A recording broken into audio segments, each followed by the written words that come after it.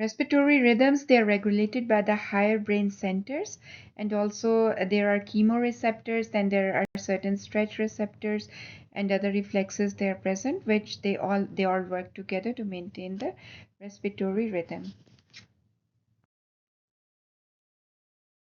Respiratory centers, they are located in the medulla. In the medulla, we have ventral respiratory group and dorsal respiratory group. Then we have pontine respiratory centers. There is ventral respiratory group. Ventral respiratory group, it is responsible for the rhythm of the breathing. The rhythm of the breathing is known as eupnea. What is eupnea? Normal respiratory rate and rhythm, which is 12 to 15 breaths per minute. This is known as eupnea, and this is primarily managed by ventral respiratory group. And where are they located? There are a network of neurons in the brainstem that extends from the spinal cord to the pons and medulla junction. So this is the location. We will just in a little while we'll go over the diagram. It will be more clear. And this ventral respiratory group, it has two sets of neurons. So one set of neuron, there are the inspiratory neurons, and other are the expiratory neurons. What do inspiratory neurons do? They send stimuli to the inspiratory muscles. We know that these inspiratory muscles are the diaphragm and the external intercostal. Diaphragm is supplied by the phrenic nerve, and external intercostals, they are supplied by the intercostal nerves. So they send their stimuli via phrenic nerve and the intercostal nerves to the diaphragm and the external intercostals. Then as a result, the diaphragm and the external intercostal, they contract, and when we know when these muscles contract, the lungs, they expand, and the volume in the lung, it increases, the pressure decreases, and inspiration happens. We breathe the air in. So this is what the inspiratory muscles of the VRG, or the ventral respiratory group, is doing. Then they have another set of neurons which are known as expiratory neurons. They inhibit the inspiratory neurons. So in this way, these two set of neurons, they work together and they maintain the rhythm of the respiration. So are these respiratory centers? They are still we are working on them. So some of the things about these centers, they are still theories, like they're still being worked upon. Now let's talk about the dorsal respiratory group. This is a network of neurons located near the cranial nerve 9, near the root of cranial nerve 9. And where? In the medulla. We are talking about these VRG and DRG. They are present in the medulla. So in the medulla, they are located near the root of cranial nerve 9, and this group, it integrates input from the peripheral stretch receptors and the chemoreceptors. Remember, we mentioned these receptors before when we were doing in the cardiovascular system. We also went over chemoreceptors, that how they affect the heart rate. So these dorsal respiratory group, they integrate the input from the stretch receptor and the chemoreceptors, and then they send this information to the ventral respiratory group. And there is not much known about these neurons, like I said before, that scientists, they are still working on, they are still under research to understand the respiration fully. There is also a center in the pons. It is known as pontine respiratory center, and neurons in this center, they modify the stimuli of the VRG, the ventral respiratory group of the medulla, and they act to smooth out the transition between the inspiration and the expiration. And they transmit impulses to the ventral respiratory group that modify and fine tune the breathing rhythms. And if there is any lesion in this area, it leads to a certain pattern of breathing which is known as apneostic breathing, in which the patient takes prolonged inspirations. Let's go over this figure. So this is brain, this is brain stem, and this is the pons and the medulla. This is where our centers are, and they have enlarged it over here. So as we know that pons is it is on at a higher level compared to the medulla. This is pons, so this is pontine respiratory center. What does pontine respiratory center do? It smooths out the transition between the inspiration and the expiration. It sends impulses to the VRG for smooth breathing pattern. And if we get a lesion here, there is a certain pattern of breathing which is known as apneostic breathing. In apneostic breathing, the patient takes deep inspiration. So the inspiration in these patients, it prolongs. Now let's come to our main. This is our main respiratory center, the ventral respiratory group, and it generates the rhythm, the inspiration and the expiration, which is known as eupnea. And what does it do? It contains two sets of neurons. One are the inspiratory neurons. What do? They send impulses via phrenic nerve and the intercostal nerves. So you can see here they send information via these nerves to diaphragm and the external intercostal muscles, and they cause the inspiration. When these muscles contract, we inspire. And then there is a second group which is known as the expiratory neurons. What do? They modify the inspiratory neurons, so they cause them to stop sending the stimuli, so the muscles will relax. Now we have a third group which is known as dorsal respiratory group. So this is the location of the dorsal respiratory. This is dorsal, and this will be ventral because it is present in the front. This is back, this is front because cerebellum is present at the back. So this is dorsal respiratory muscle group. And what does it do? It takes input from the chemoreceptors and at certain stretch receptors, and then it takes that relays that information to the ventral respiratory group. So you have to, what you can take home is that ventral respiratory group is the main group, and then this dorsal respiratory group and pontine respiratory group, they both relay information to the ventral respiratory group. And this they have seen that the phrenic nerve is coming from the ventral respiratory group, the phrenic nerve and the intercostal nerves, they're coming to the muscles. So the rhythm of respiration is still not fully understood. There are some hypotheses. One hypothesis is that there are pacemaker neurons in the VRG. Pacemaker neurons, just like we have pacemaker cells in the heart with intrinsic activity, similarly there are pacemakers in the VRG which have intrinsic rhythmicity. Then there is another more accepted hypothesis which suggests that there is reciprocal inhibition of two sets of interconnected pacemaker neurons in the medulla, and they generate the rhythm. So in the second hypothesis say that no, there is not one set of pacemaker. There are actually two sets of pacemaker cells in the medulla, and they regulate each other to generate the rhythm. Let's go over the factors which influence the breathing rate. The depth of breathing, it depends upon how actively the respiratory muscles they are being stimulated by the respiratory center. The greater the stimulation, the more will be the number of the motor units. Remember, the nerves they stimulate the motor units in the muscles, and then those motor units they contract it, and when a large number of motor units contract, we'll get a bigger response. And then rate is determined by how long the center is active. These are the factors which affect the breathing rate. On the top, we have chemical factors. These are the most important factor in controlling the rate of the breathing. Then we have influence of the higher brain centers, and then we have pulmonary irritant reflexes on inflation reflex. Of the chemical factors, the most important is the partial pressure of the carbon dioxide.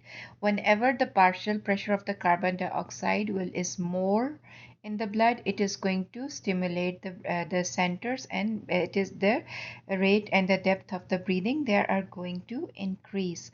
And then also pH. So pH and carbon dioxide, you can just remember that when the carbon dioxide is more and when the pH is less, it means that the hydrogen ions are more, there will be decreased pH. It also stimulates the respiratory center. And then we have partial pressure of oxygen. It also affects the breathing, but it to a lesser extent than the partial pressure of the carbon dioxide. And how does the body know about these chemicals? We have chemoreceptors. There are central chemoreceptors which are present in the brainstem, and then we have peripheral chemoreceptors. Peripheral chemoreceptors, remember we talked about baroreceptors in the aortic and the carotid arteries. So aortic and the carotid arteries, they also have chemoreceptors. Partial pressure of carbon dioxide, it is the most potent stimulant of the respiration. When the blood levels of carbon dioxide rise, we call that condition hypercapnia. What is hypercapnia? There is increased partial pressure of carbon dioxide in the blood, and carbon dioxide it accumulates in the brain and it joins with water to become carbonic acid. So carbon dioxide plus water, they they change into carbonic acid, and this carbonic acid it dissociates into the hydrogen ion and the bicarbonate ion. So this increased hydrogen ion it stimulates the central chemoreceptors of the brainstem, which synapse with the respiratory regulatory centers. So respiratory centers, they increase the depth and rate of the breathing, which acts to lower the blood PCO2. Remember, whenever respiration will increase, more carbon dioxide will be expelled. And when the partial pressure of the carbon dioxide it is low, the rate of the breathing is low and the depth of the breathing is also less. It is shallow and slow breathing. There is a term known as apnea. If the partial pressure of the carbon dioxide it goes too low, there the breathing it can stop. This is known as apnea. And swimmers sometimes they take advantage of this thing, like they hyperventilate. When they hyperventilate, more they remove carbon dioxide from their body. When the carbon dioxide levels are low, this causes a delay in respiration and it helps them to swim underwater. Let's go over this figure so things become clear to us. When there is increased in the arterial PCO2, we know that carbon dioxide and water they combine and they make carbonic acid. That carbonic acid it dissociates into hydrogen ion and bicarbonate ion. So those hydrogen ions they decrease the pH, and this decrease in pH that is present in the extracellular fluid in the brain, that is detected by the medullary centers. And these central chemoreceptors, they're responsible for the 70% of this chemoreceptor response. And then we also have peripheral chemoreceptors. Where are peripheral chemoreceptors present? In the aortic and the carotid body. And they also detect the increased hydrogen ions, the pH it drops, and the carbon dioxide when it is increased they can also detect, and then they send afferent impulses. Afferent means that which are going towards to the medullary respiratory centers. And like we spoke before, just so we can revise, these chemoreceptors, their input it goes to the dorsal respiratory group, and then dorsal respiratory group it conveys it to the ventral respiratory group. Like we already learned, ventral respiratory group it manages the rhythm of the breathing, which is known as eupnea. Okay, now let's come back to this figure. So these central chemoreceptors and the peripheral chemoreceptors, they are sending afferent impulses to the medullary respiratory centers, and then these medullary respiratory centers they are sending stimuli to the respiratory muscles of inspiration, which are those muscles, the diaphragm and the external intercostal, and which are the nerves used, the phrenic nerve for the diaphragm and the intercostal nerves for the intercostal muscles. And what happens that these muscles contract. When these muscles contract, the lungs expand and there is increased ventilation. When there is increased ventilation, more carbon dioxide is exhaled, and this is how the partial pressure of the carbon dioxide it is brought back to normal. Now let's see what can go wrong. So if someone hyperventilates, what is going to happen? They are going to remove too much carbon dioxide from their body. Sometimes people, when they get anxiety attack, they hyperventilate. When they hyperventilate, the carbon dioxide levels they decrease and there is hypocapnia. Hypo means low, capnia, that carbon dioxide. As we already discussed the term hypercapnia when there is too much carbon dioxide, hypocapnia when there is too little carbon dioxide. And this hypocapnia, it can cause cerebral vasoconstriction and cerebral ischemia, and that feels like dizziness. And early symptoms include tingling and involuntary muscle spasms in the hand and face. And what is the treatment? We tell that person to breathe in a bag. When that person breathes in the bag, so the carbon dioxide coming from their own body, it goes back in, and the level of the carbon dioxide it rises, and this hyperventilation effect is reversed. We went over the partial pressure of the carbon dioxide, which is the main stimulant for the breathing. Now let's see what the effect of partial pressure of the oxygen. So the peripheral chemoreceptors in the aortic and the carotid body, they can detect the levels of oxygen. They can feel when the levels of the oxygen are low, but the oxygen levels usually they do not have a very big effect because we have a huge reservoir of oxygen bound to the hemoglobin. But when the oxygen it drops very low, below 60 millimeters of Ag, then it becomes a primary, it becomes a important regulator. Then it stimulates the ventilation. Let's go over the location of the chemoreceptors. Our chemoreceptors, they are located in the aortic bodies and in the carotid bodies. And when they are stimulated, when they detect the chemical change, they send impulses through the cranial nerve 9, and they are sending impulses to the medullary centers of the respiration to stimulate respiration. When our oxygen is low, our higher brain levels they also influence, but when our oxygen is low, they become hypoxic. But these centers, they when the oxygen is it is below 60 millimeter Hg, then these become important. They send impulses to stimulate the respiration. So we discussed partial pressure of carbon dioxide, then we discussed the partial pressure of the oxygen. Partial pressure of carbon dioxide, it is the main stimulant which causes the breathing, and partial pressure of oxygen, it becomes important when it is below 60 millimeters of Hg. Before that, it does not have much effect. Now let's see what happens when the pH goes down. I already said that when there is too much carbon dioxide, the carbon dioxide and water they combine and they make carbonic acid, which dissociates into hydrogen ions and bicarbonate ions. Those hydrogen ions, they stimulate the chemoreceptors and they cause the stimulation of breathing. So but our pH, it can also go down because of other reasons. So carbon dioxide retention, it is a respiratory reason, right? When the cause there's some problem with the respiratory system, then carbon dioxide retention happens, and that carbon dioxide retention then decreases the pH. Now this pH can decrease because of metabolic reasons too. So these lactic acid or and excess ketone bodies, they are there because of metabolic acid. So our body is making too much lactic acid due to a certain reason, or a body is making too much ketone bodies to a certain reason.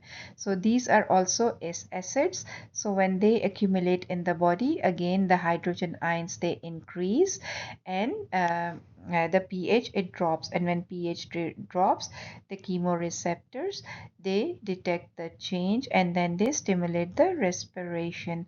So I just want to add a little more because when this happens, when there is a metabolic problem, what is body trying to do? So metabolically, more lactic acid and more ketone bodies are being produced. Those are affecting the chemoreceptors, and those chemoreceptors are stimulating the respiratory system so that more carbon dioxide can be removed. They are not remove The respiratory system cannot remove lactic acid or the ketone body, but it can remove carbon dioxide, and in this way it can reduce the hydrogen ions and the bicarbon and the carbonic acid. So this is like compensation. We will go over it more when we do the pH balance, but it will be basically between the respiratory system and the metabolic production of the acids, uh, which is the renal system, it tries to maintain it. So just wanted to give you a little head start in pH balance. This slide, it summarizes what I already said, so I'm not going to go over it. Now let's see what is the effect of higher brain centers, because higher brain center, they also send impulses to the respiratory center in the medulla and they modify it. So what is the higher brain center? There is hypothalamus. It controls through limbic system to modify the rate and depth of the respiration. For example, that sometimes when someone is angry or they are grasping with pain, they hold breath. So that is because of the hypothalamus, because of the input of the hypothalamus. And then we have cortical controls, which direct signals from cerebral motor cortex that bypass the medullary control. And examples are like voluntary breath holding. So if I stop my breath right now for a few seconds, maybe you can try it too. So yeah, we are able to do it because of the cortical controls, the controls which are coming from the higher centers.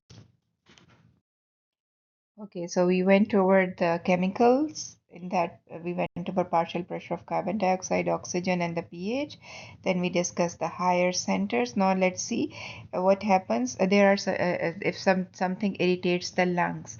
So these are reflexes known as pulmonary irritant reflexes. There are receptors in the bronchioles which respond to the irritants such as dust or the mucus or anything which irritates the lungs, and these receptors, they communicate with the respiratory centers via the vagal nerve afferents, and they promote a reflexive constriction of the air passages, and so that those irritants, they don't go in the lung. And some irritants, they trigger a cough in the trachea or bronchi or a sneeze in the nasal cavity. We all have experienced that to some extent. So why does that happen? That happens because of the pulmonary irritant reflexes. There is a reflex which is known as Herring-Brewer reflex. It is also known as initiation reflex. It is a protective reflex from the lungs when there are certain receptors when they feel that the lung is being stretched too much. So those stretch receptors, they are stimulated and then they send input into the medullary center, and what their input does, it stops the inspiration or it stops the inhalation, the taking in of the air. In this way, they are trying to protect the lungs from hyperinflation. Let's go over this figure so we can revise everything. So these are the higher centers. When we voluntarily hold the breathing or we voluntarily change our breathing pattern, the signal is coming from the higher brain centers, and it comes to the respiratory center in the medulla and the pons. So the main respiratory center, it is located in the medulla, and which is influenced by all of these. All right, so when I voluntarily change my breathing, the signals are coming from the higher brain centers. Then the emotional component is coming from the hypothalamus. This is hypothalamus. It is also sending its stimulus to the medulla. And then we have chemoreceptors. Chemoreceptors are very, very important, and in this, the most important second is the partial pressure of the carbon dioxide. When partial pressure of the carbon dioxide it increases, it reacts with water and becomes carbonic acid. Carbonic acid dissociates into hydrogen ions and bicarbonate ions, and that ESF, extracellular fluid in the medulla, it detects these, and the 70% of the response is from the central chemoreceptors, and the rest of the response it is from the peripheral chemoreceptors. Now, our chemoreceptors are present in the aortic bodies and the carotid body. So, carbon dioxide is the most important factor. Oxygen becomes important when it is below 60 millimeters of mercury. Then it becomes important and it causes the ventilation. And then if there is increased hydrogen ions, it means the pH is decreased. Again, the respiratory center is stimulated, and the pH it can be increased either due because of the respiratory reason. Then the carbon dioxide scenario will come into play, but it can also be due to the metabolic reason. When it is due to metabolic reason, it is because of there can be lactic acid. Maybe there is too much lactic acid produced in the body, or maybe there are too much ketone bodies. So we will say the pH has dropped due to the metabolic acidosis. And it also stimulates the respiratory center, and respiratory center stimulates respiration, and it removes the carbon dioxide. This is how it compensates by removing the carbon dioxide. And then let's come to this stretch receptor. In the lung, we have certain stretch receptors, which are protective receptors, in a way that when lung is hyperinflated, these receptors, they send the signal to stop the inspiration. Herring-Beer reflex is the name you want to know. Okay, and then we have irritant receptors. Every one of us, whenever if we inhale some irritant, we cough or we sneeze. So these irritant receptors, they are present in the lungs, and what do they cause? They cause constriction of the conducting pathways, so that that irritant is not breathed in. We don't breathe in that irritant. Okay, and then we did not go over this part, but when we exercise, then also there are receptors in the muscle and the joint. They also affect the respiratory system, and there is actually three way there. First of all, there is anticipation. The psychologically, our respiratory system it gets stimulated, and then it also, because of this receptors from the muscle and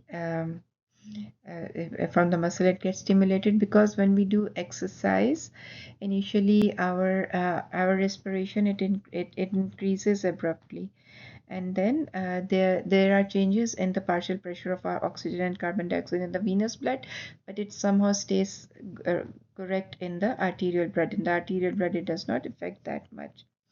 So our muscles, they also send signals to the respiratory system, to the respiratory, sorry, center. Okay, now let me go over the respiratory center. What do we have in the respiratory center? We have ventral respiratory group, we have dorsal respiratory group. Ventral respiratory group is the main respiratory group, which controls the rhythm of the breathing, and it sends its impulses to the muscles of inspiration, which are the diaphragm and the external intercostal, and in this way they regulate the breathing, and they increase the ventilation. And then this is we have dorsal respiratory group. Dorsal respiratory group, it sends signals to the ventral respiratory group. Signals from the chemoreceptors, they primarily come to the dorsal respiratory group, which then relays it to the ventral respiratory group. Then we have pons. It is responsible for the smooth breathing. So pons it also sends its signals to the ventral respiratory group, and it results in smooth inspiration and smooth expiration. So this is the summary of all of the factors which affect our breathing, and if you go over it, you will be able to tie everything together, and things will be more clear and easier to follow. Let's go over some respiratory adjustments in a very short and quick manner. Some adjustments, they happen to the respiration during exercise. So there is a term which is known as hyperapnea. When people exercise, There is hyperapnea. What is hyperapnea? It is increased ventilation in response to metabolic needs, and it can increase up to 10 to 20 folds. So, how does hyperapnea differ from hyperventilation? In hyperventilation, there is change in the partial pressure of carbon dioxide, but in hyperapnea, there is no change in the partial pressures of oxygen and carbon dioxide. And so when someone starts to exercise, initially the ventilation it increases abruptly, then for a while it increases gradually, and then it reaches a steady state. And when the exercise stops, there is a small abrupt decline in ventilation, followed by a gradual decrease. And PCO2, PO2, and pH remain surprisingly, they remain constant during exercise. They do not change much. Abrupt increase in ventilation in exercise, it is because of three causes. First of all, there is psychological stimulation, anticipation of the exercise, it increases ventilation. The second factor is that there is cortical motor activation of the skeletal muscle and the respiratory center, from the cortex coming from the higher center. And then there are excitatory impulses to the respiratory center, and they go from the proprioceptors in the moving muscles. Ventilation, it declines suddenly as exercise ends.